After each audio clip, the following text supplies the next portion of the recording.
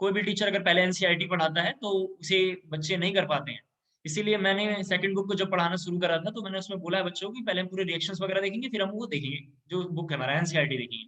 First book पूरा easy है, उसमें हम पहले एनसीईआरटी के पैरेलल चल रहे हैं, मतलब एनसीईआरटी भी टॉपिक कर रहे हैं और साथ-साथ कर रहे हैं। एक ऑप्शन ये है। दूसरा ज़रा ध्यान से सुनना है, बहुत इंपॉर्टेंट है। मैंने क्या कर रखा है कि अब जो भी हम यहाँ पे टॉपिक पढ़ाएँगे, मैं उसका नोट्स आपको मतलब कोई टॉपिक हो यहाँ समझाऊँगा और आपको मैं शेयर कर दूँगा। ठीक है? आप व्हाट्सएप भी अपने साथ-साथ पैरेलल ओपन रखना। मैं व्हाट्सएप पे आपको शेयर कर दूँगा। आप वहाँ से देख के उसको अपने हिसाब से कॉपी कर लेना। ठीक है? हम हर नोट्स को यहाँ पे मैं आपके बोर्ड पे व्हाइट बोर्ड पे आपको समझाऊँगा क्योंकि इसमें बड़े-बड़े फिगर आएँगे। जब फिगर आने वाला होगा तो मैं आपको 3D मॉडल रिप्रेजेंटेशन में ले जाके एक बार दोबारा आपको दिखाऊँगा। आप उसे देख लेना ईज़िली और उसके बाद आप कर लेंगे, मुझे पूरा विश्वास है। और फर्दर उसके बाद मैंने आपसे बोला है कि ये हमारा जो भी रहेगा नोट्स उसका मैं शेयर कर दूँगा। नोट्स वहाँ से आप कॉपी कर लेना। व्हाट्सएप में शेयर करूँगा, देख लेना। सॉलिड के बारे में मैंने बताया था डेफिनिशंस, सॉलिड में म्यूचुअल अट्रैक्शन और एस्केपिंग टेंडेंसी के बारे में हमने देख लिया है। टाइप्स ऑफ सॉलिड हमने पिछले क्लास में देख लिया है और टाइप्स ऑफ सॉलिड में हमने एमरफस देखा था। एमरफस के एग्जांपल्स देखे थे और एमरफस की प्रॉपर्टी में देखा था। फिर क्रिस्टलाइन देखा था, क्रिस्टलाइन की प्रॉपर्टी देखा था, क्रिस्टलाइन के एग्जांपल्स देखा था। हमने एमरफस और क्रिस्टलाइन को कंपेयर भी करा दिया था। टेबल 1.1 एनसीईआरटी में प्रीवियस ईयर्स में पूछा हुआ है क्वेश्चन, एक आध नंबर के आते थे। प्रीवियस ईयर्स में पूछा हुआ है कि इसका कंपेयर बताएं। फिर से एक बार बोल रहा हूँ, कंपेयर पूछा हुआ है एमरफस और क्रिस्टलाइन सॉलिड का, जिसको आप इजीली कर लेंगे, मुझे पूरा विश्वास है काफी अच्छा पढ़ रहे कर लेंगे। फिर आइसोमॉर्फस मैंने एक वर्ड आपको समझाया था। क्या मैं आपको ऑडिबल हूँ? क्या मैं ऑडिबल हूँ? एक बार जरा मुझे मैसेज करके बताएं, क्या मैं ऑडिबल हूँ?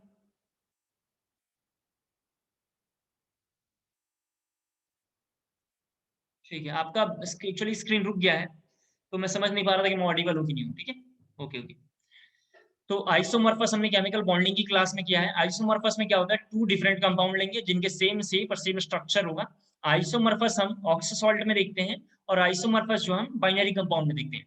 बाइनरी कंपाउंड जिसका रेशियो 1:1 वगैरह हो, आप जानते हैं, और ऑक्सोसॉल्ट जिसमें सल्फेट, बेसिकली ऑक्सोसॉल्ट क्या होता है, ऑक्साइड प्लस वाटर मिक्स होके एक ऑक्सी एसिड बनाएंगे और किसी भी ऑक्सी एसिड में से जब H प्लस हम फायर कर देंगे तो जो रेसिडुअल अमाउंट, रेसिडुअल फॉर्मूला बचेगा उसका नाम हमने ऑक्सीसॉल्ट रखा है। For example sulphate, phosphate, oxalate etcetera, कुछ भी हम लिख सकते हैं। पॉलीमर्फस भी हमने बोला है कि सिंगल स्ट्रक्चर, सिंगल कंपाउंड के टू डिफरेंट स्ट्रक्चर बनेगा।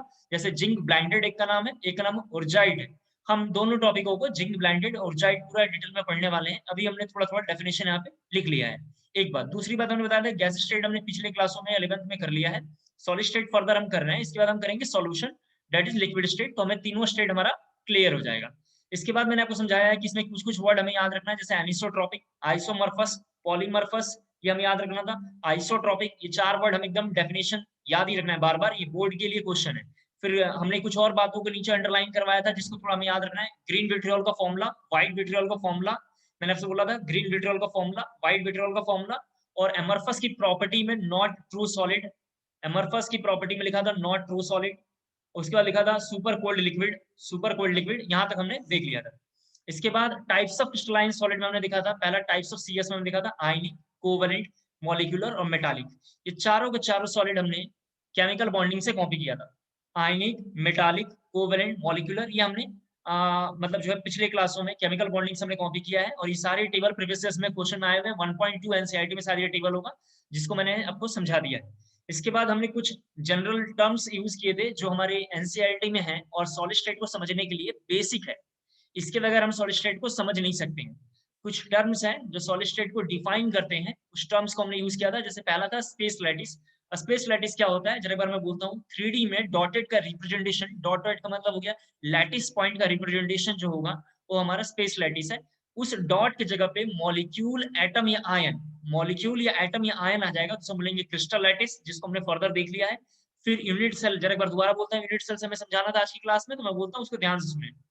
यूनिट सेल क्या है, किसी भी बड़े बिल्डिंग ब्लॉक या किसी भी बड़े अपार्टमेंट बिल्डिंग जो भी आपको अच्छा लगता है देख लें आप, उसका जो सबसे स्मॉलेस्ट पार्टिकल जो इस पूरे होल सोल की क्राइटेरिया डिफाइन करता हो। जैसे आप जिस फ्लैट में, जिस बिल्डिंग में, जिस मकान में रहते हैं, उसका जो सबसे स्मॉलेस्ट पार्टिकल है उसका नाम जो है ब्रिक्स है। ब्रिक्स उस पूरे यूनिट को डिफाइन कर रहा होगा, उसका लेंथ, हाइट, डायमीटर, कुछ भी, सब कुछ वही डिफाइन करेगा, तो ऐसे वाले को हम बोलेंगे यूनिट सेल। फिर हमने पिछले क्लास में देखा था यूनिट सेल दो टाइप का है, पहले का नाम है प्रिमिटिव, दूसरे का नाम है नॉन प्रिमिटिव। सभी बच्चे अब जरा स्क्रीन पे देखेंगे, यहाँ से हमें पढ़ाना था, अब जरा आपको ध्यान पे देखना है, बहुत इंपॉर्टेंट है, देखते चलिए थोड़ा सा।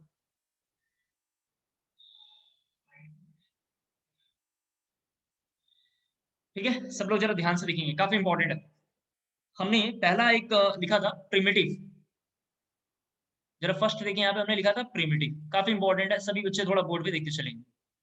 प्रिमिटिव यूनिट सेल, ठीक है, देखो काफी इंपॉर्टेंट है। देखो प्रिमिटिव यूनिट सेल के बारे में हमने बोला है, unit cell in which lattice point present at corner. जरा प्लीज देखें, लैटिस पॉइंट पिछले क्लास में हम इसको बोल रहे थे, किसी भी मॉलिक्यूल का जो ऐसा डॉट से रिप्रेजेंट करेंगे, इसका नाम था लैटिस पॉइंट। देखते चलो जरा, काफी इंपॉर्टेंट है ये। तो हमने इसमें लिखा है प्रिमिटिव के यूनिट सेल में, unit cell in which lattice point present at corner. Unit cell के बारे में हमने आपको बताया है, किसी भी ब्लॉक का, एलिमेंट का, किसी भी मॉलिक्यूल का, या किसी मॉलिक्यूल की जगह पर हम बोल सकते हैं बिल्डिंग ब्लॉक का, अगर जो सबसे सिंपलेस्ट यूनिट पार्टिकल जो होगा, जो उसके होल सोल यूनिट या प्रॉपर्टी को डिफाइन करेगा, उसे बोलेंगे यूनिट सेल। तो जैसे एक मॉलिक्यूल हमने ये ले लिया, सभी बच्चे स्क्रीन पे जरा देखेंगे, एक ही हमने स्क्रीन ऐसा बना लिया है जो इस तरीके से स्क्वायर में है। जरा यहाँ देखेंगे, एक क्यूब बना हुआ है।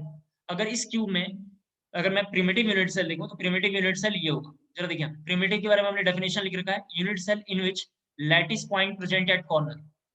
Unit cell in which lattice point present at corner. तो इस मॉलिक्यूल में lattice point present at corner का ये स्ट्रक्चर होगा। यानी कोई मॉलिक्यूल ऐसा बना के आपको देगा तो हम बोलेंगे ये प्रिमिटिव यूनिट सेल है, क्योंकि प्रिमिटिव में क्या लिखा हुआ है, lattice point present at corner. इस ब्लॉक में, इस यूनिट सेल में सारे मॉलिक्यूल, ये सारे डॉटेड रिप्रेजेंटेशन जो है कॉर्नर पे है। कहाँ पे है? कॉर्नर पे है, जिसका नाम होगा प्रिमिटिव यूनिट सेल। तो प्रिमिटिव जहां आपने ड्रॉ किया है, वहां पे इस वाले स्ट्रक्चर को जल्दी से ड्रॉ कर लेंगे। प्रिमिटिव जहां आप लोगों ने बनाया है स्ट्रक्चर, वहां पे इसको जरा सा ड्रॉ कर लेंगे। दूसरा था नॉन प्रिमिटिव, थोड़ा देखते चले हम। दूसरे स्ट्रक्चर का नाम है नॉन प्रिमिटिव, जरा मैं यहाँ लिख रहा हूँ, देखना। सेकंड का नाम है नॉन प्रिमिटिव। नॉन प्रिमिटिव का एक और नाम है, आज सब लोग इंट्रोड्यूस करेंगे, जिसका नाम है सेंटर्ड। सेंटर्ड इस तरीके से नाम है, ठीक है, सेंटर्ड यहाँ पे नाम लिखा हुआ है। सेंटर्ड के बारे में हमने लिखा है यूनिट सेल, जरा प्लीज इस बात को ध्यान से सुनना है, unit cell in which lattice point present at corner. Please जरा यहाँ क्या लिखा हुआ है, unit cell in which lattice point present at corner, यानी एलपी जो होगा कहाँ कहाँ पे होगा, कॉर्नर पे होगा। प्लस, प्लस के बारे में थोड़ा मैं यहाँ पे जरा एक डॉटेड लाइन रिप्रेजेंट कर रहा हूँ, अभी पता नहीं है। प्लस के बाद ये मैंने डॉटेड लाइन रिप्रेजेंट करा है, क्योंकि इसके बारे में अभी मुझे पता नहीं है, लेकिन इसका डेफिनेशन एक बार बोल रहा हूँ। नॉन प्रिमिटिव का, unit cell in which lattice point present at corner as well as centred, as well as centred.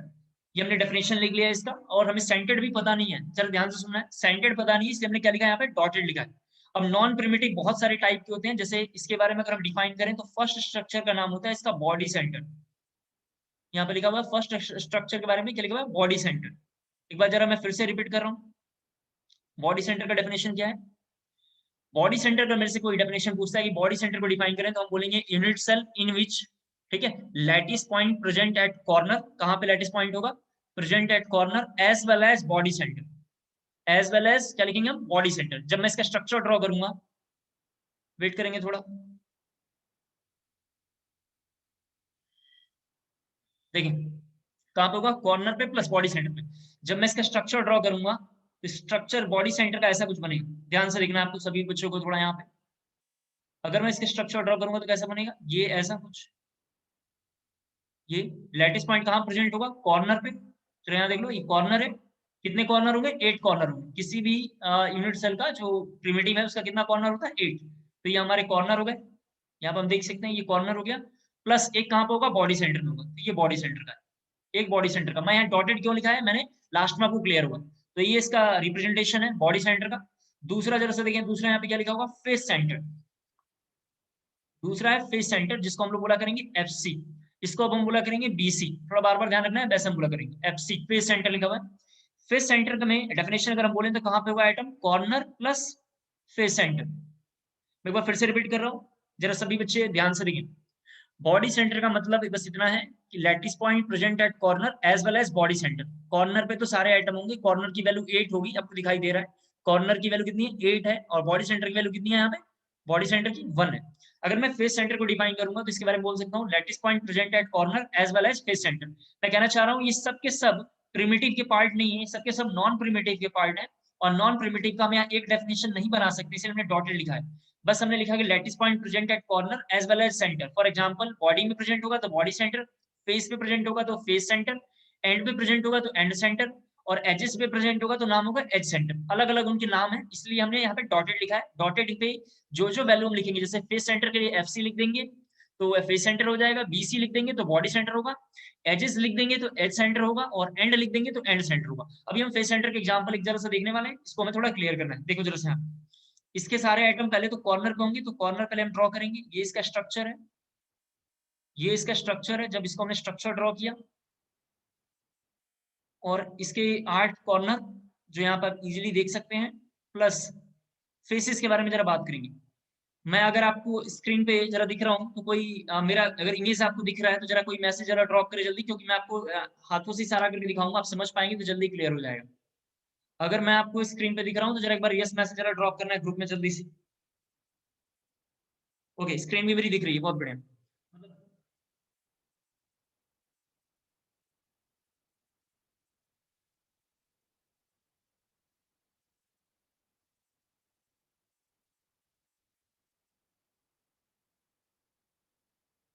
Yes, okay, देखिए फेस सेंटर मान लेते हैं, जरा प्लीज यहाँ देखना है, ये क्यूब है, इतना छोटा कोई क्यूब है, इतना छोटा कोई क्यूब है।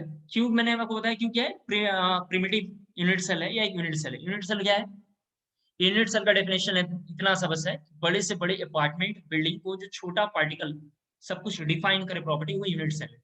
अगर कोई एक इतना छोटा यूनिट सेल है तो इसके मैं फेस देखूंगा। आप जिस रूम में बैठे हो उसको क्यूब मान लीजिए, और जहां पे सेंटर पे बैठे हो उस सेंटर से दो आमने सामने जब देखेंगे, जहां पर बैठे हो उसके सामने देखिए और पीछे देखिए, यानी फ्रंट और बैक देखेंगे तो दो मिल जाएंगे आपको फेस।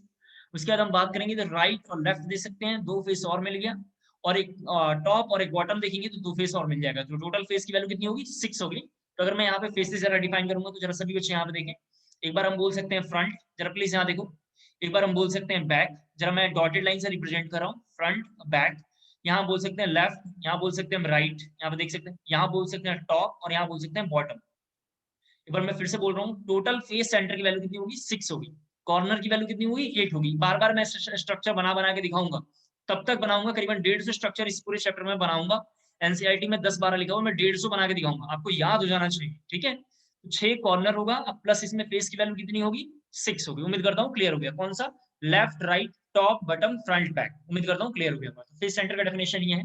नेक्स्ट जरा इसी लाइन में आगे हम देखते हैं, थर्ड जरा सा देखना है, काफी इंपॉर्टेंट है। थर्ड का नाम बुक्स में लिखा होगा एंड सेंटर। एक का नाम है एंड सेंटर, जिसको हम लोग बोला करेंगे ईसी।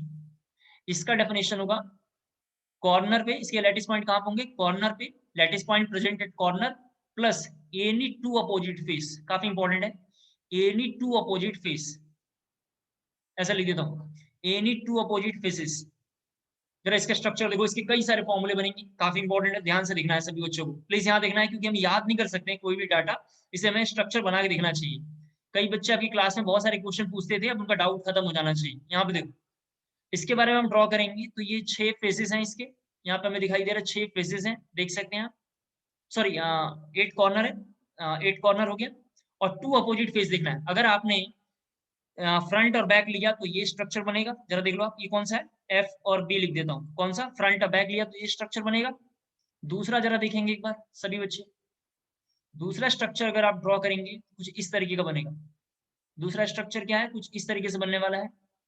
पहले तो 8 कॉर्नर हम हर बार ड्रॉ करेंगे, बिना कॉर्नर का तो हम डिफाइन ही नहीं कर सकते हैं। 8 कॉर्नर ये है, और लेफ्ट राइट जरा से देखो आप, ये वाला कोई 2 अपोजिट फेस लेना है, ये कौन सा है, L2R है, लेफ्ट राइट है।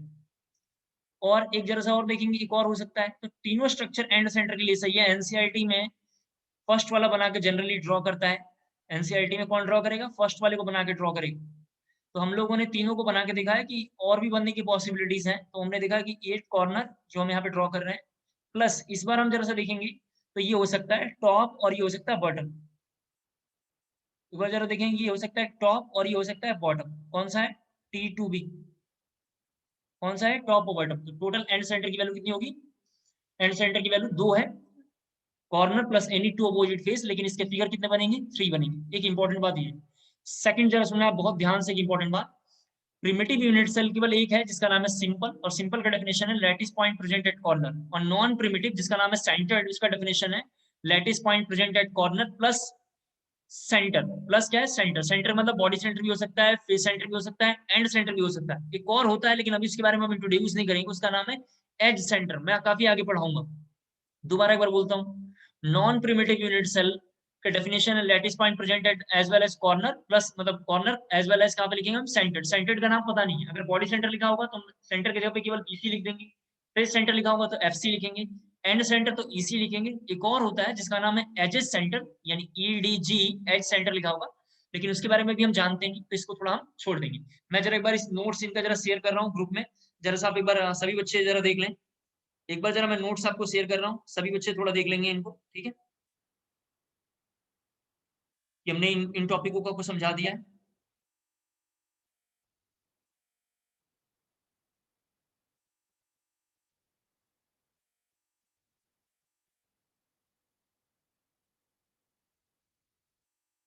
एक बार मैं बॉडी सेंटर रिपीट कर रहा हूँ, एक बच्चे ने बोला सर बॉडी सेंटर एक बार जरा रिपीट आप कर दीजिए। एक बार मैं बॉडी सेंटर रिपीट कर रहा हूँ, वेट करेंगे जरा। हाँ, एक बार मैं बॉडी सेंटर रिपीट कर रहा हूँ, थोड़ा नोट्स एक बार जरा मैं आपको शेयर कर दूं पहले, ताकि आपको ध्यान रहे। वेट करिए, इस पूरे चैप्टर में मैं नोट्स जरूर आपको शेयर करूंगा, और ताकि आप समझ पाए, और मैं बस यहाँ समझाऊंगा, आप देख लेना, ठीक है। इसको शेयर कर देते हैं, हिस्ट्री क्लास 12th। देखिए शेयर हो रहा है आप लोगों को। बॉडी सेंटर का मतलब है, एक तो नॉन प्रिमिटिव, आपको ध्यान रखना है, नॉन प्रिमिटिव का बस इतना सा मतलब है, हमने आपको क्लासों में बोल रखा है, या भी मैं बोल रहा हूँ कि कॉर्नर पे होगा प्लस किसी सेंटर पे होगा, और किसी सेंटर का नाम पता नहीं है। अगर बॉडी में होगा या बीचों बीच होगा तो हम बोलेंगे बॉडी सेंटर। कहाँ पे लिखा हुआ है, जैसे एक एटम यहाँ पे देखते हैं जरा, एक स्ट्रक्चर यहाँ पे देख सकते हैं आप, अगर बॉडी के सेंटर में है तो बोलेंगे बॉडी सेंटर नाम है। फेसेस पे प्रेजेंट होगा तो उसका नाम फेस सेंटर है, 6 फेस हो सकता है, और एंड सेंटर में लिखा हुआ है any two opposite face, face की वैल्यू 6 है, तो टोटल स्ट्रक्चर की पॉसिबिलिटी कितनी है, 3 है। अगर यहाँ तक आपको समझ में आ गया हो, और नोट्स आपने अगर जो मैंने आपको शेयर किया है वो देख लिया आपने, तो जरा यस मैसेज जल्दी से ड्रॉप करेंगे। अगर यहाँ तक आपको समझ में आ गया हो, और नोट्स आप देख लीजिए प्लीज। इस चैप्टर में आपको मैसेज ड्रॉप करना पड़ेगा, ये क्या सभी में ड्रॉप करना पड़ेगा, आपके पास स्क्रीन तो है नहीं कुछ मैं आपको जिसमें देख पाऊँ, तो आप जरा प्लीज ये देखना है, ठीक है। इसको डिलीट कर रहा हूँ जरा, ठीक है। सब लोग अच्छा चल रहा है। अब जरा प्लीज इसके बाद नेक्स्ट हेडिंग लिखेंगे, इसके बाद हेडिंग लिखेंगे डिफरेंट टाइप ऑफ लैटिस।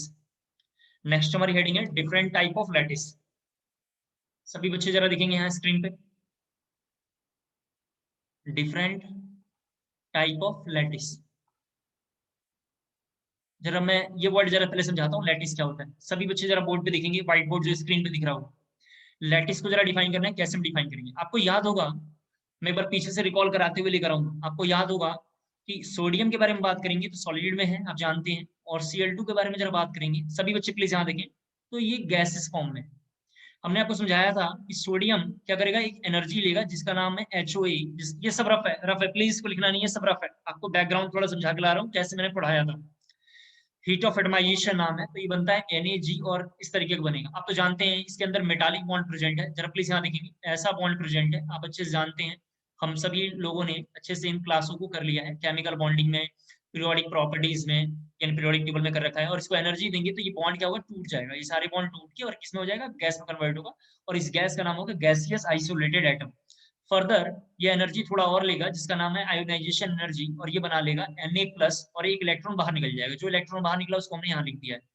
फिर Cl2 जो कि गैस फॉर्म है, तो ये एनर्जी लेगा जिसका नाम होगा बॉन्ड डिसोसिएशन एनर्जी। क्यों लेगा ये, क्योंकि Cl सिंगल आयन में कन्वर्ट होना चाहता है। किसमें कन्वर्ट होना चाहता है, सिंगल आयन में कन्वर्ट होना चाहता है। जब तक ये सिंगल आयन में कन्वर्ट नहीं होगा प्रोडक्ट नहीं बन सकता है, क्योंकि Cl की वैल्यू 2 है और सोडियम की वैल्यू 1 है।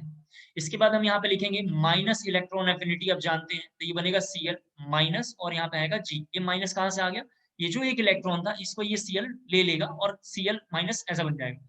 ये भी G है और ये भी G, ये दोनों कंबाइन होंगे, और कंबाइन होने के बाद यहाँ पे एक प्रोडक्ट बनाएंगे जिसका नाम है NaCl सॉलिड। क्या नाम है, NaCl सॉलिड। और इनमें से जो एनर्जी निकलेगी उसका नाम होगा लैटिस एनर्जी। क्या नाम होगा, लैटिस एनर्जी। जब ये सोडियम क्लोराइड बनता है, सभी बच्चे बोर्ड पे प्लीज देखें, तो ये बनता है इस तरीके का, काफी इंपॉर्टेंट है, ये इस तरीके से बनेगा। और Na+, फर्दर फिर आगे यहाँ रिपीट हो रहा है, राइट हैंड साइड में रिपीट हो रहा है, लेकिन हमारे पास बोर्ड नहीं है तो हमने थोड़ा छोड़ दिया। ये इस तरीके से ये भी रिपीट हो रहा है, इस तरीके से बनेगा, और यहाँ पे लिखा होगा Na+, Cl माइनस, Na+, और फर्दर फिर नीचे भी क्या हो रहा है, रिपीट हो रहा है। अब जरा मेरी बात ध्यान सुनना है, उधर के दो टॉपिक हमने केमिकल बॉन्डिंग में देखा, heat of atomisation chemical bonding में, पीरियोडिक टेबल में, S ब्लॉक में, P ब्लॉक में देख लिया, आयनाइजेशन एनर्जी सबको रिपीट करके देख लिया है, इलेक्ट्रॉन एफिनिटी पढ़ लिया है, बॉन्ड डिसोसिएशन एनर्जी पढ़ लिया, लैटिस एनर्जी केमिकल बॉन्डिंग में पढ़ा, इसको जरा दोबारा रिपीट कर रहा हूँ। जब Na जो गैसेस एटम है और Cl गैसेज एटम है, दोनों जब कंबाइन होंगे तो क्रिस्टल फॉर्म करेंगे, एक जाल बनाएंगे, जैसे मॉस्किटो नेट घर में होता है उसी तरीके से एक जाल बनाएंगे, नेट बनाएंगे, लैटिस बनाएंगे। लैटिस और नेट एक ही वर्ड है, नेट का मतलब है जाल और लैटिस का मतलब ये है जाल, इतना बस ध्यान रखना आपको। और एक जाल बनाएंगे, मतलब एक रेगुलर पैटर्न बनाएंगे कि प्लस आएगा फिर माइनस आएगा, प्लस आएगा माइनस आएगा, हम किसी भी डायरेक्शन में जाएं, लेफ्ट राइट टॉप बॉटम किसी भी डायरेक्शन में जाएं, ठीक है, किसी भी डायरेक्शन में जाएंगे तो हमें एक रेगुलर पैटर्न दिखाई देगा, plus minus plus minus minus plus plus minus, ऐसा एक पैटर्न हमें दिखाई देगा। और इनके बीच में जो एनर्जी रिलीज होती है उसका नाम है लैटिस एनर्जी। जब ये लैटिस एनर्जी रिमूव हो जाएगा, यानी यहाँ से बाहर निकल जाएगा, तो NaCl एक सॉलिड बनेगा जिसका नाम रॉक सॉल्ट है, हमारे घरों में दिखाई देता है, हम जानते हैं अच्छे से। जब ये NaCl बन जाएगा, ध्यान सुना, जब NaCl बन जाएगा तो NaCl को बोलते हैं ये एक लैटिस स्ट्रक्चर है। कैसा स्ट्रक्चर है ये? लैटिस स्ट्रक्चर है। इसका मतलब इसके 6 फेस होंगे, जरा ध्यान सुना, 6 फेस होंगे, top, bottom, front, back, left और राइट। उम्मीद करता हूं आपको क्लियर हो पा रहा होगा। केमिकल बॉन्डिंग में, जरा ध्यान सुना, केमिकल बॉन्डिंग में प्रॉपर्टीज ऑफ, केमिकल बॉन्डिंग में first point properties of ionic compound में फर्स्ट हेडिंग वहां पे लिखा होगा, वहां पे फिजिकल प्रॉपर्टी।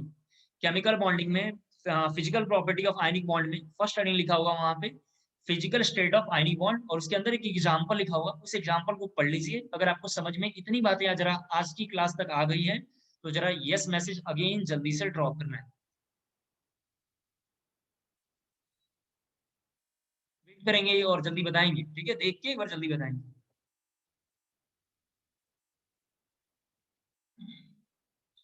समझ में ये बात आ गया होगा कि 11th के बगैर 12 का एग्जिस्टेंस नहीं है, ठीक है।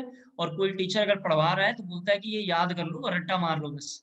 मैं आपको पूरा टॉपिक लिंक कर करके बताऊंगा, आप उसे देख लोगे तो क्लियर हो जाएगा। और किसी बच्चे ने 11th में क्लास हमारे पास नहीं करा है तो कोई प्रॉब्लम नहीं, हम यहाँ पे बिल्कुल शुरू से सारी बातें रिपीट कर रहे हैं। इस पूरे स्ट्रक्चर का नाम जो बोर्ड पे बना हुआ है इसका नाम है बॉर्न हैबर साइकिल। क्या नाम है इसका? Born Haber cycle. उम्मीद करता हूँ आपको क्लियर हो गया हो। सबके यस मैसेज है, ठीक है, मैंने देख लिया। फिर शुरू करते हैं। डिफरेंट टाइप ऑफ लैटिस जरा में देखना, ठीक है। डिफरेंट टाइप ऑफ लैटिस जरा से देखते हैं क्या लिखा भाई। फर्स्ट है डिफरेंट टाइप ऑफ लैटिस में 1D लैटिस। फर्स्ट हमारा लिखा हुआ है, जरा देखिए, ऐसा लिखना है 1D lattice, 1D lattice, 1D lattice लेके जाओ। 1D लैटिस डेफिनेशन में लिखना है। 1D लैटिस के डेफिनेशन में लिखने से पहले जरा देखो यहाँ पे लिखना, 1D लैटिस कैसा होगा? एलोंग वन प्लेन होगा। कैसा होगा? एलोंग वन प्लेन होगा। तो पहले ये लिखना है आपको, और डेफिनेशन में लिखना है, डेफिनेशन में लिखना है along one parameter, along one parameter that is along one parameter that is distance between, that is मतलब small I small e, that is ऐसे लिखते हैं, लिखना है that is what distance between lattice point, that is लिखा लोगों ने, distance between two lattice point is required, that is distance between two lattice point is required, TWO, two lattice point is required। लिख दिया आप लोगों ने। आपको याद होगा संतरे का ठेला, जल्दी समझ जाएंगे आप। जब आप मार्केट में जाएंगे तो जरा आप देखेंगे संतरों का ठेला ऐसा लगा रहता है, जरा सभी बच्चे यहाँ देखें प्लीज, इस तरीके से लगा हुआ रहता है। आप तो जानते हैं इस तरीके से लगा रहता है। इस तरीके से मान लेते हैं संतरों का ठेला का एक पैरामीटर ऐसा बनाया होगा, उसका जो भी ठेला है इस फॉर्मेट में रहता है। जरा सभी बच्चे देखें, ये इस तरीके से लगा होगा और यहाँ पे 2 हैंडल होगा, नीचे टायर वगैरह रहते हैं, ये सब काम करेंगे, टायर वगैरह तो हमारे काम के नहीं, ये देखना है इस तरीके से बना हुआ होगा। फर्स्ट ये लाइन भी भूल जाना है, ये भूल जाना अभी, ठीक है, ये फालतू लिखा होगा, ये ऐसा। तो हमने 1D लैटिस को जरा कैसे डिफाइन करा है, देखो डॉटेड लाइन से रिप्रेजेंट करा है। ये डॉटेड लाइन इस तरीके से हमने बनाया है, फर्दर एक डॉट लाइन यहाँ पे, एक डॉट लाइन यहाँ पे, एक डॉटेड लाइन, एक डॉटेड लाइन है। और 1D लैटिस का हमने डेफिनेशन बस इतना लिखा है कि डिस्टेंस होगा, डिस्टेंस को हम ए से दिखाएंगे, दो लैटिस पॉइंट के बीच का क्या होगा, ये डिस्टेंस हो। ए का मतलब क्या है, लिखा हुआ है distance, where A equal to, मैं यहाँ पे लिख देता हूँ डिस्टेंस लिखा हुआ है। क्या लिखा हुआ है ये? डिस्टेंस। दो लैटिस पॉइंट के बीच का जो डिस्टेंस होगा उसको हम पूरा करेंगे ए। ए यहाँ से यहाँ तक का डिस्टेंस है, कहाँ से कहाँ तक का? यहाँ से यहाँ तक का ये डिस्टेंस। उम्मीद करता हूँ क्लियर हो पा रहा होगा। तो संतरे के ठेले में ऐसे रिप्रेजेंटेशन होगा, तो दो संतरे के बीच का जो डिस्टेंस होगा दैट इज ये, और ये इसका ए होगा, और इसको हम बोलेंगे 1D लैटिस। तो ये ठेले तो एग्जांपल नहीं बनाना ही, मैंने आपको समझाने के लिए बोला था। 1D का ये वाला एग्जांपल बनाना जो स्क्रीन पे यहाँ पे डॉटेड लाइन से हमने बनाया है, ये बनाना है। दूसरा लिखा हुआ है 2D लैटिस। सेकंड लिखना है आपको 2D लैटिस, यहाँ पे इसके ब्रैकेट में लिखेंगे अलोंग प्लेन, ये लिखना है अलोंग प्लेन। लिख दिया आप लोगों ने। देखें, जब संतरे के ठेले की दुकान पर हम जाके देखेंगे तो एक एक पैरामीटर तो ऐसा बना होगा, दूसरा हम जो क्रॉस वाला बना रहे हैं जरा उसको ध्यान से देखें। एक कलरफुल बना रहा हूँ, इस तरीके से ठेले में दिखाई देगा। इसका मतलब हमें दो चीजें दिखाई दे रहा है, एक प्लेन में एटम आ गया, एक तो इसमें डिस्टेंस दिखाई दे रहा है, जरा देखो क्या दिखाई दे रहा है, यहाँ बना रहा हूँ, एक 3 एटम दिखाई देगा, ऐसा स्ट्रक्चर दिखाई दे रहा है, एक नीचे की ओर जरा देखो प्लीज, और एक इस तरीके से में दिखाई दे रहा है। इसमें टोटल एटम जरा देखो क्या दिखाई दे रहा है, एक ए दिखाई दे रहा है, एक बी दिखाई दे रहा है और एक अल्फा दिखाई दे रहा है। आपको बनाना नहीं है, पहले ध्यान से सुन लें। 2D लैटिस संतरे में पहले एक लाइन अरेंजमेंट था, संतरे का ठेले पे एक लाइन अरेंजमेंट था, हम बोलेंगे 1D लैटिस। 2 लाइन अरेंजमेंट हो गया तो हम बोलेंगे उसको अलोंग प्लेन, या उसको बोलेंगे 2D। इसका मतलब इसमें 3 पैरामीटर है, ऊपर वाले में पैरामीटर कितना है, एक है, उस पैरामीटर का नाम है डिस्टेंस। नीचे वाले में 3 पैरामीटर है, एक ए पैरामीटर है, एक बी है और एक कौन सा हमारा अल्फा है, एक ए एक बी और एक अल्फा। तो पहले 2D लैटिस का जरा डेफिनेशन लिख लो, लिखना लिखेंगे डेफिनेशन है 2D लैटिस में, लिखना 3 parameters to 3 parameters to distance to distance to distance, लिखना along x axis, along x axis, comma y axis, comma y axis, ठीक है, and angle between them is required, between them is required, between them is required, ये लिखना है आपको। Figure क्या दिखाई दे रहा है, 3 पैरामीटर है, 2 एक्सिस यानी ए और बी, और एक कौन है अल्फा, कौन है अल्फा। उम्मीद करता हूं आपको क्लियर हो गया होगा, क्लियर हो गया। नेक्स्ट हेडिंग लिखना है जरा सा। अभी हम लोग केवल हमने फर्स्ट लिखा 1D, दूसरा लिखा हमने 2D, अभी हमने 2D के अंदर लिखना है। 2D के अंदर मैं पहला हेडिंग जरा सा देखेंगे, सभी बच्चे जरा देखेंगे। 2D के अंदर हमें हेडिंग लिखना है, तो 2 का आप ऐसे लिखना, जरा प्लीज देखो क्या लिखना है, 2 का ए, इस तरह लिखना, बहुत इंपॉर्टेंट है, ठीक है, ये बहुत इंपॉर्टेंट है बोर्ड के लिए, तो बहुत इंपॉर्टेंट लिखना है इसमें। On the basis of, on the basis of relation between, on the basis of relation between a comma b and value of alpha, a comma b and value of alpha, a comma b and value of alpha, five different types of, five different types of, five different types of UC unit cell, capital में UC लिखना है, UC are possible, UC are possible, UC are possible in 2D, D capital, in 2D, in 2D। सभी बच्चे board पे ध्यान से देखेंगे structures को। आपको ऐसा डॉटेड बनाना है, ऐसा डॉटेड बनाना है, जरा प्लीज यहाँ दिखना है, ऐसा डॉटेड बनाना है कि जो रेगुलर पैटर्न में दिखाई दे। जरा मैं एक बार पूरा बना रहा हूँ, जरा ध्यान से देखिए। सेम डिस्टेंस रेगुलर पैटर्न, कैसा बनाना है, सेम डिस्टेंस रेगुलर पैटर्न।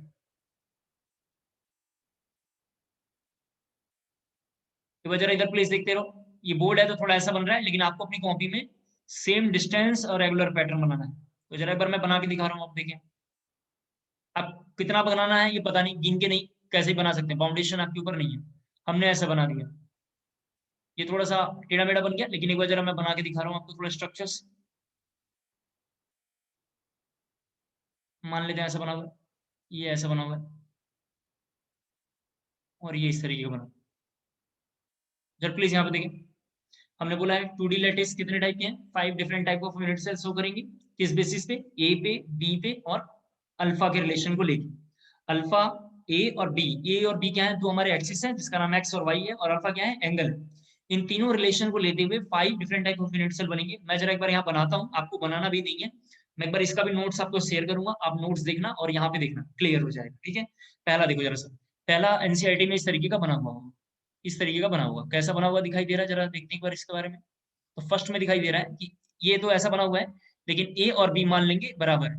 तो इसमें क्या दिखाई दे रहा है, फर्स्ट में ए इक्वल टू बी मान लेंगे, ए और बी कैसा इसमें बराबर है, और अल्फा की वैल्यू कितनी दिखाई दे रही है यहाँ पे, 90 डिग्री दिखाई दे रही है। अल्फा की वैल्यू कितनी दिखाई दे रही है, 90 डिग्री। इसका बुक्स में नाम लिखा होगा स्क्वायर यूनिट सेल, क्या लिखा होगा, स्क्वायर यूनिट सेल। दूसरा जरा सा दिखते हैं प्लीज, दूसरा ये, सभी बच्चे स्क्रीन पे देखें, दूसरा ये, दूसरे के बारे में अगर हम बात करेंगे तो ए ये है, बी ये है और ये अल्फा है। तो इस बार दिखाई दे रहा है A not equal to B, यहाँ पे दिखाई दे रहा है, और अल्फा की वैल्यू अभी भी कितनी है, 90 डिग्री। प्लीज जरा सभी बच्चे बोर्ड पे ध्यान से देखें, इसका नाम लिखा होगा रेक्टेंगुलर,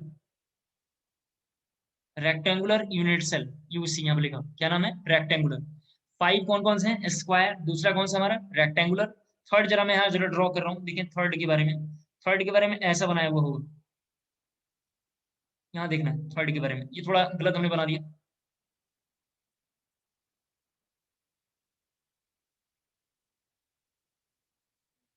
थर्ड के बारे में जरा देखो, हम यहाँ से बना लेते हैं ताकि आपको एकदम अच्छे से फिगर दिखाई दे।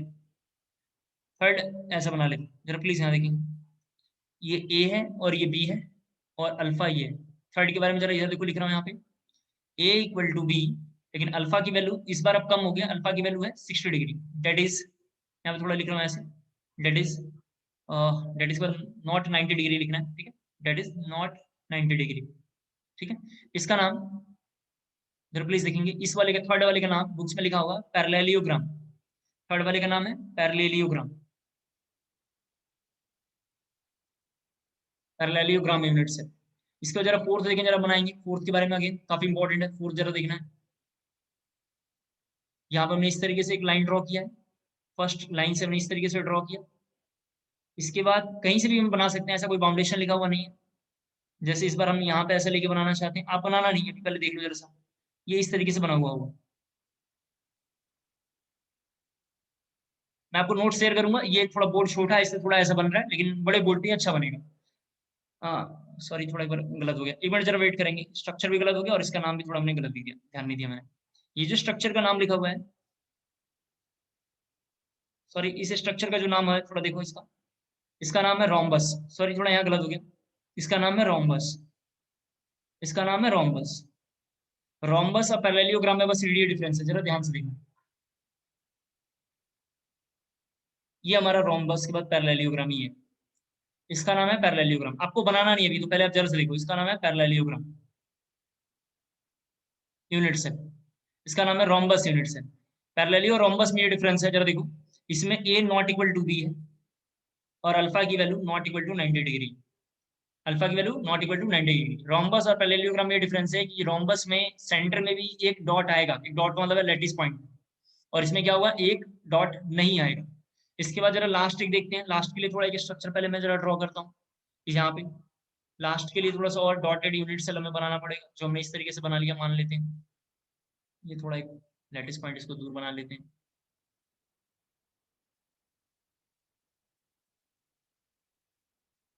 ऐसा बना हुआ।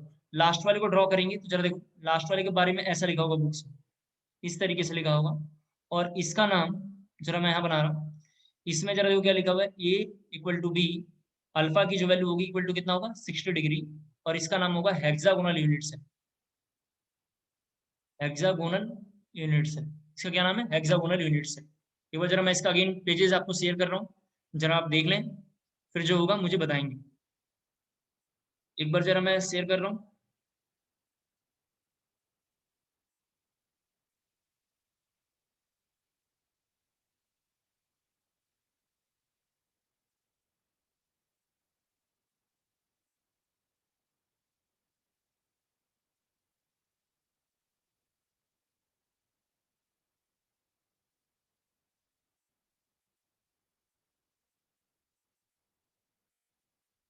वेट करेंगे जरा, एक बार देख लें इसने ड्रॉ किया कि नहीं किया स्ट्रक्चर।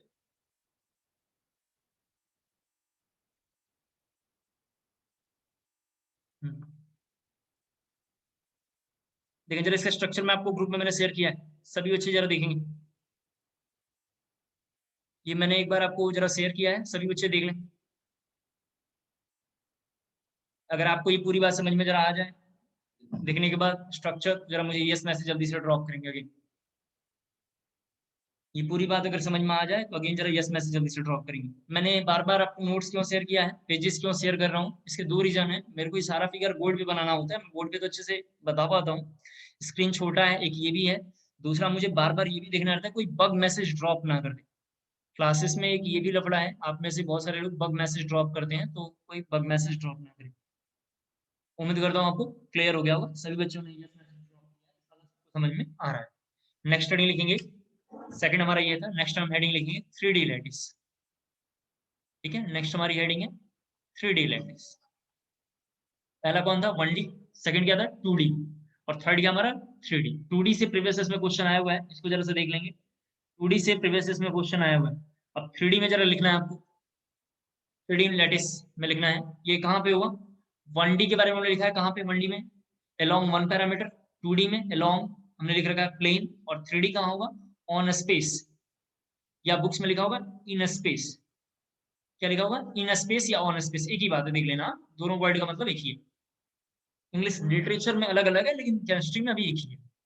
लिखेंगे इसमें arrangement of lattice point, arrangement of lattice point in a space, arrangement of lattice point in a space is known as arrangement of lattice point in a space is known as 3D lattice, is known as 3D lattice।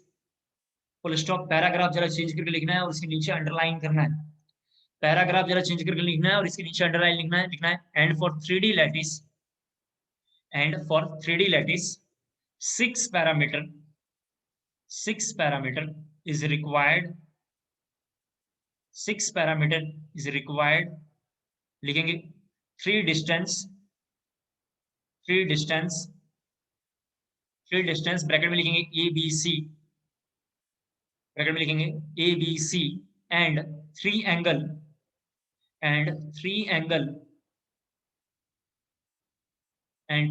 Alpha beta and gamma, alpha beta and gamma.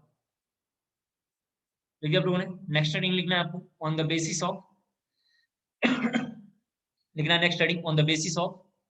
ये structure में board पे बनाया, इसको जरा copy कर लेना था, फिर लिखना था on the basis of relation between, on the basis of relation between A, B, C, ABC small letter में यहाँ पे लिखा हुआ है, स्क्रीन पे देख लें आप, A, B, C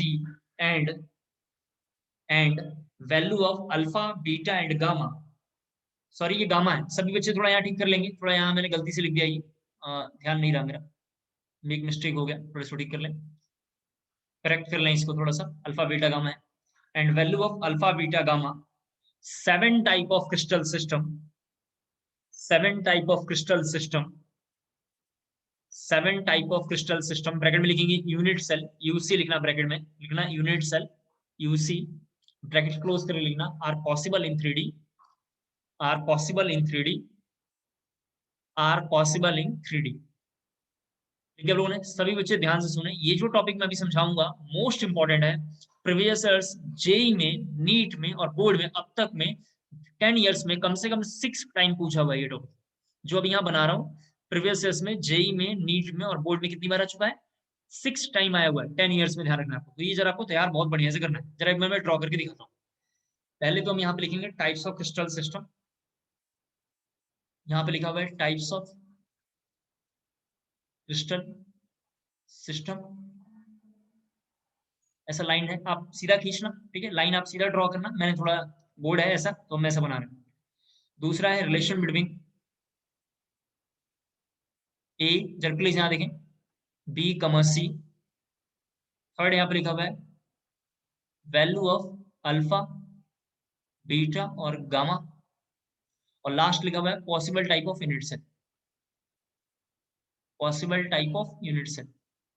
लास्ट वाला एकदम छोटा लिखना है, सबसे बड़ा जो है पहला ही लिखना है। सबसे बड़ा कौन है? पहला ही लिखना है।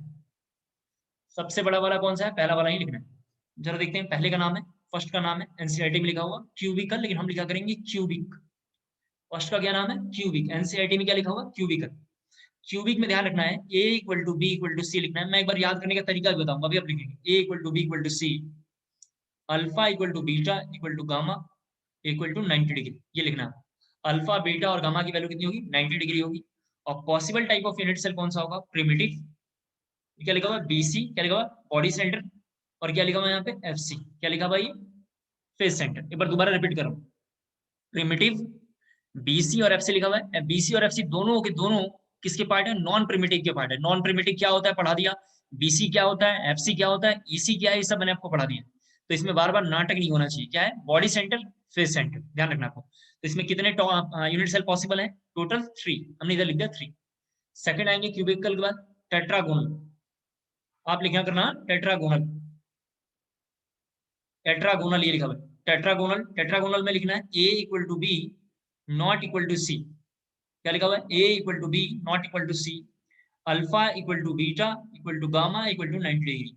मैं एक बार फिर से कह रहा हूँ, relation between A B C previous board में और जेई में कई बार आ रखा है, और रिलेशन बिटवीन अल्फा बीटा और गामा से भी क्वेश्चन कई बार जेई मेंस में और बोर्ड में आ रखा है। ये आपको सारा कंटेंट ये टेबल पूरा याद रखना है। टेबल के लिए मैं शॉर्टकट लास्ट में लिख के बताऊंगा कैसे हमने याद रखा होगा, अभी वैसे करना।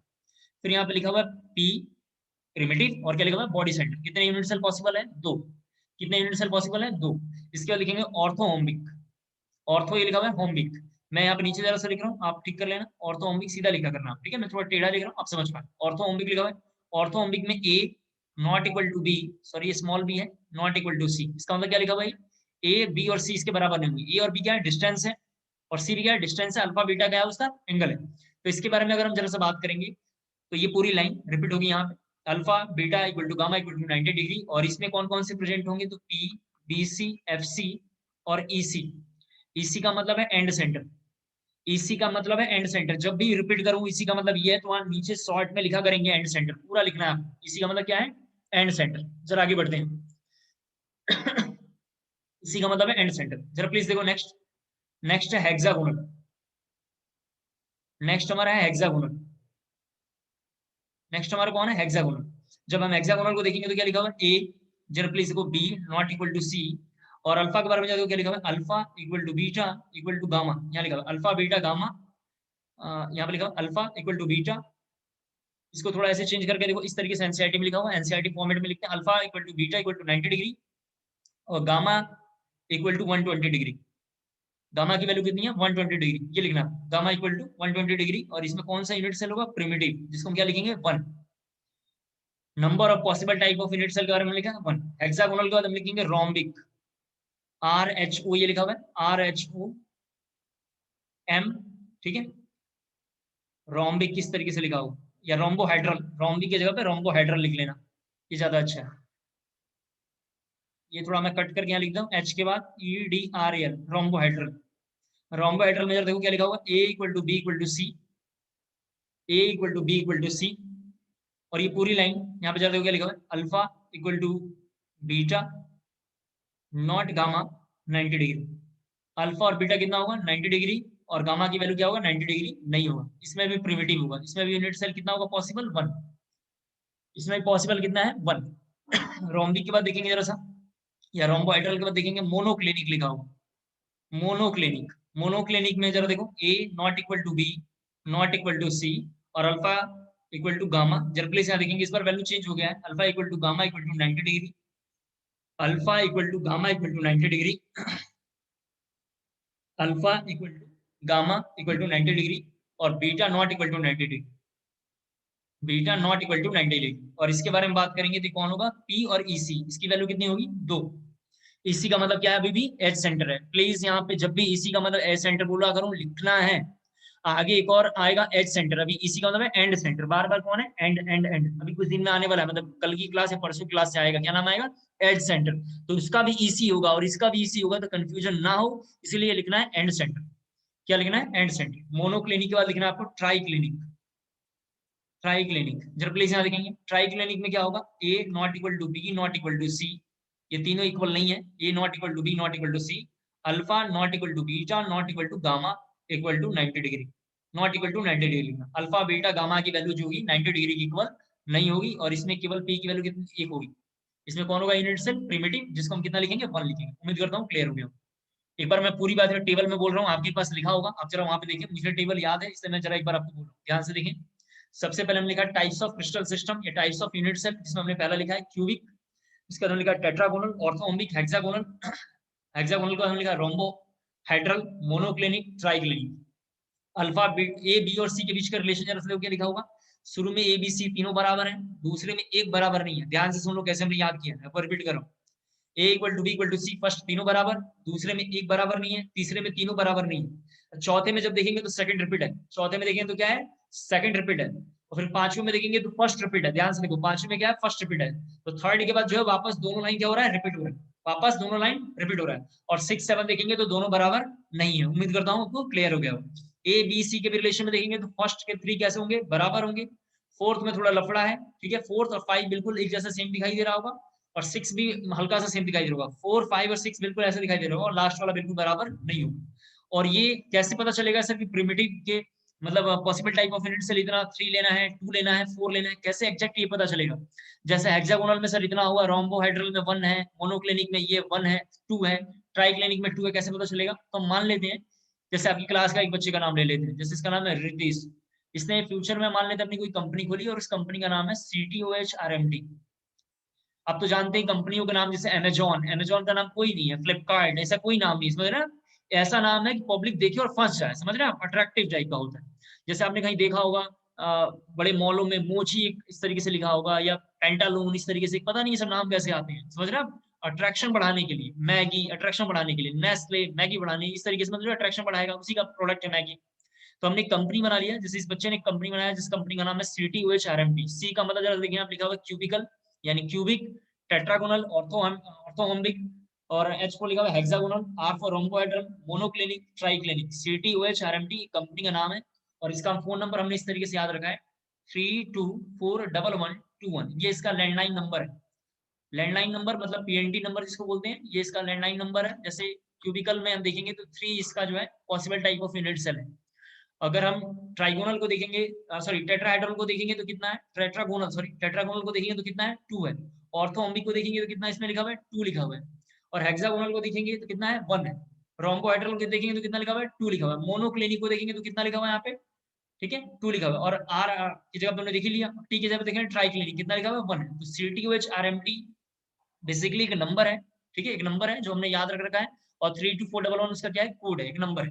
उम्मीद करता हूँ आपको क्लियर हो, ये पूरी बात आपको याद हो गया होगा। CTOHRMT 3241121। अगर यहाँ तक पूरी बात जरा समझ में आ गया हो, जरा जल्दी से यस मैसेज अगेन से ड्रॉप करेंगे।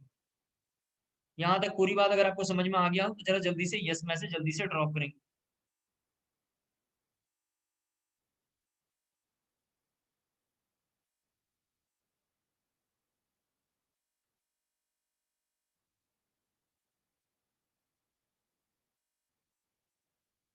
मैं आपको पिक शेयर कर रहा हूँ, ठीक है।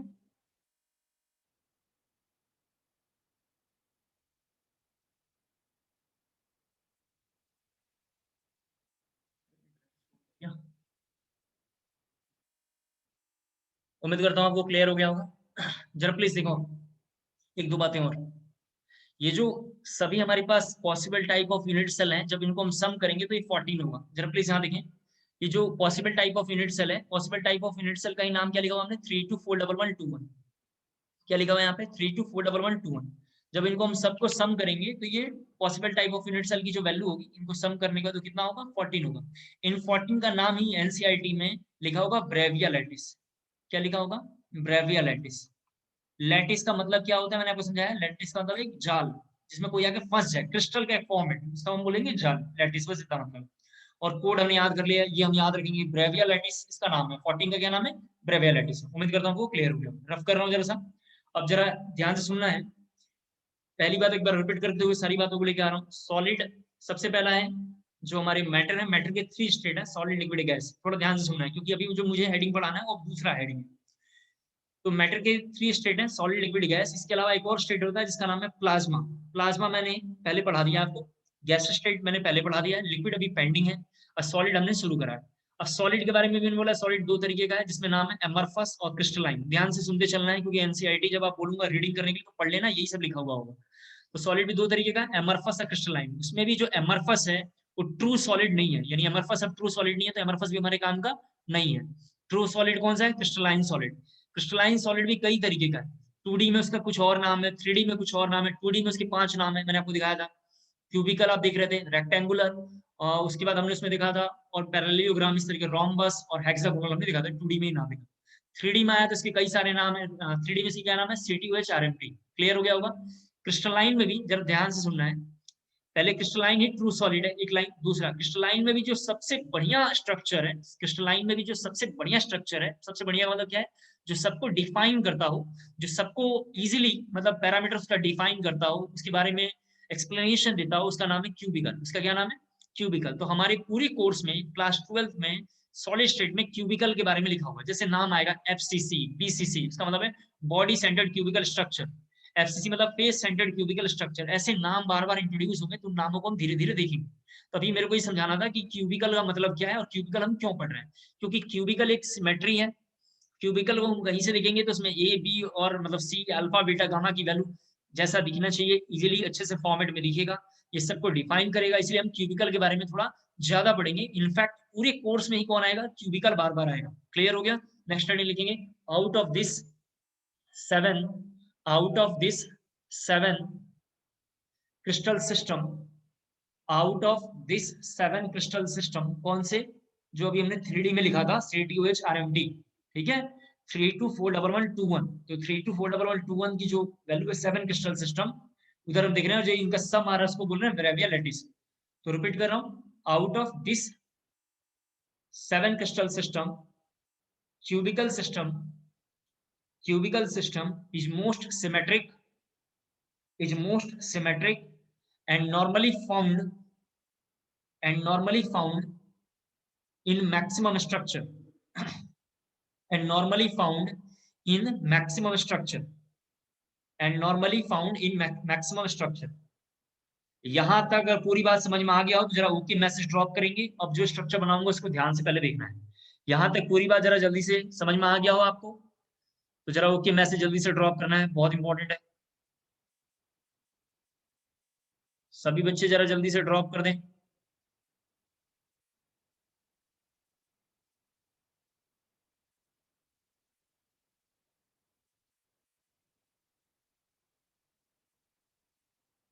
मैंने एक बच्चे का जो आपको कॉपी शेयर किया है, काफी अच्छा स्कोरर है, इसका जेई मेंस में कैम्ब्रिज का ही है। इसको मैंने पर्सनली थोड़ा कुछ दिन तक पढ़ाया था, एक्चुअली कैम्ब्रिज में तो पढ़ाया था लेकिन इसको पर्सनली हमने पढ़ाया है, कंटिन्यू ट्यूशन वगैरह समझ लें आप इस तरीके का। काफी अच्छा पढ़ता है, 98% के आसपास इस बालिका के हैं जेई मेंस में। इस बार थोड़ा और अच्छा पढ़ती तो 100 भी आ सकता था, लेकिन थोड़ा उसने मेहनत उस कदर नहीं। तो शुरू करते हैं।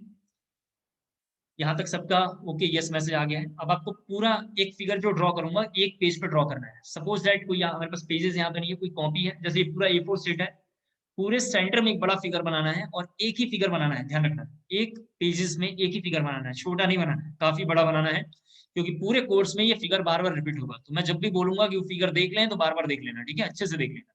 मैं यहाँ जरा ड्रॉ कर रहा हूँ, पहले देखो ध्यान से। एक तो आपको क्यूब बनाना है, पहले आप ध्यान से देखो, ऐसा हम बना रहे हैं, थोड़ा बड़े साइज का बनाना है। ये थोड़ा इस तरीके का है।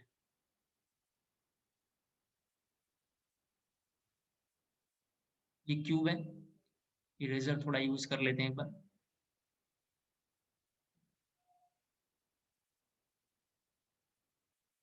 और तो पूरा डिलीट हो गया।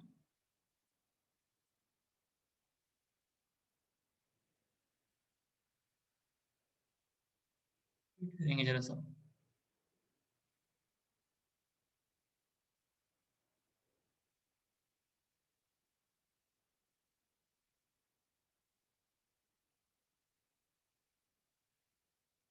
देखो जरा सा, ये क्यूब फॉर्मेट आप बनाना, इस पे थोड़ा स्क्रीन ऐसा बनना पॉसिबल नहीं है, लेकिन मैं एक बार बना के आपको दिखा रहा हूँ। बड़ा बनाना, आप लोग बड़ा बनाना। वेट करेंगे थोड़ा सा, इसको हम थिकनेस इसका बढ़ा लें, सोच रहे हैं कि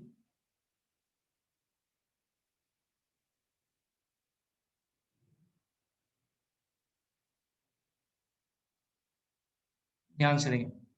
पहले एक क्यूब ऐसा अपनी कॉपी में ड्रॉ कर लें सभी बच्चे। बड़ा सा एक क्यूब अपनी कॉपी में ड्रॉ करना है। देखें, ठीक है, एक पेजेस में बड़ा साइज में ड्रॉ करना है।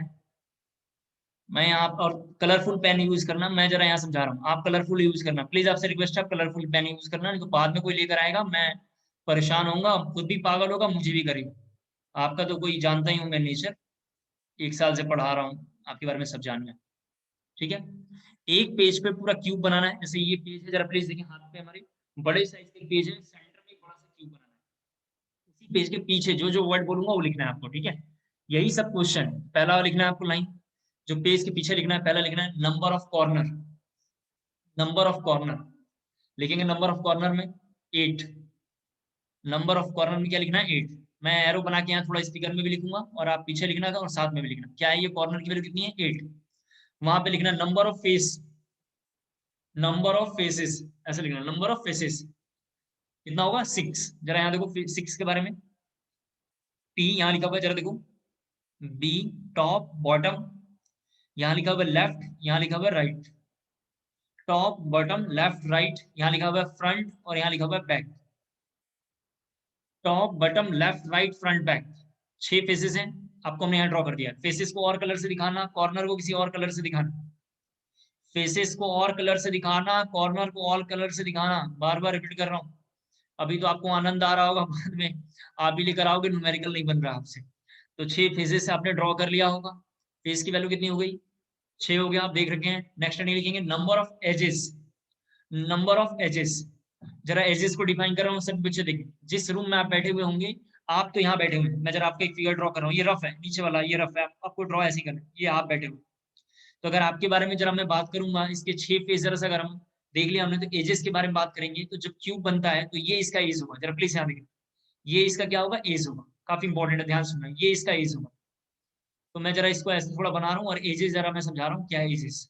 जैसे देखिए, जरा सभी बच्चे थोड़ा इस एक क्यूब में देखेंगे, एक रूम में बैठे हुए हैं आप, जरा ये 2D फिगर है, प्लीज जरा यहाँ देखना।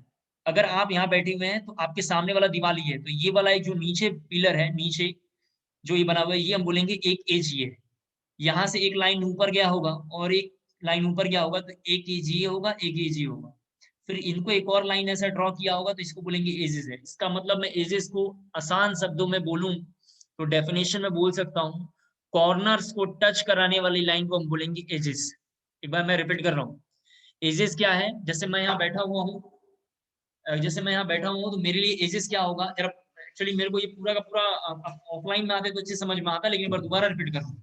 मेरे पास जैसे मान लो मैं यहाँ बैठा हूँ, मेरे घर के मेरे रूम के सामने जस्ट एक ये कॉर्नर है, कॉर्नर एक ये है, जरा देख लें, कॉर्नर एक ये है, नीचे एक कॉर्नर, ये मैं यहाँ बैठा हूँ, अपने आपको इमेजिन करके आप देखिए, मैं बार बार रिपीट कर रहा हूँ, इमेजिनरी बात है। यहाँ बैठा हूँ, एक कॉर्नर ये है, लैटिस पॉइंट ये एक लैटिस पॉइंट है, फिर यहाँ से एक लाइन ऐसे ड्रॉ आ रही होगी, यहाँ पे एक लैटिस पॉइंट होगा, फिर एक लैटिस पॉइंट ऐसा होगा, फिर क्यूब बन रहा है, आप समझ पा रहे होंगे आप। तो ये लैटिस, दो लैटिस पॉइंट की जो टच करेगा, इसको हम बोलेंगे एजेस। तो एक एज ये होगा, एक ऊपर एज होगा, फिर एक इधर एज होगा, फिर एक नीचे एज होगा, देख रहे हैं आप। तो टोटल एजेस के बारे में बात करूंगा, तो जरा मैं क्रॉस करके बना रहा हूँ, एक यहाँ देखिए, दो ये ले लेंगे, 3 4 5 6, सभी बच्चे देखें, देख रहे हैं आप, 7 8 9 10 11 और 12। एजेस की वैल्यू देख लें आप, कितना होगा? 12। और देखो जरा सा एजेस यहाँ पे देखेंगे, 13। उम्मीद करता हूँ क्लियर हो गया होगा। और कोई एज जरा सा देख लो, कितना लिखा हुआ है यहाँ पे? कोई हमने एजेस में गड़बड़ कर दिया हो, क्योंकि एजेस की वैल्यू तो 12 भी होना चाहिए, कहीं एजेस हमने कहीं गड़बड़ कर दिया हो, जरा देख लें आप। एजेस की वैल्यू में हमने कहीं गड़बड़ किया होगा। एक एजेस हमारा ये है, एक ये हमारा एजेस है, ठीक है, ओके। एज सेंटर में देखेंगे तो एक कौन है एज हमारा? एक ये है, ये वाली लाइन एज है। एक ये हमने ले लिया, एक ये हो जाएगा, ऐसे जरा कर लेते हैं, 2 देख लें आप। एक ये ले सकते हैं, 3, जरा मैं एक बार बना रहा हूँ, ध्यान से देखें। एक ये होगा 4, एक ये 5, ये 6, ये 7, जरा प्लीज देखते चलो, 12 होना चाहिए, ये 8, ठीक है, ये 9,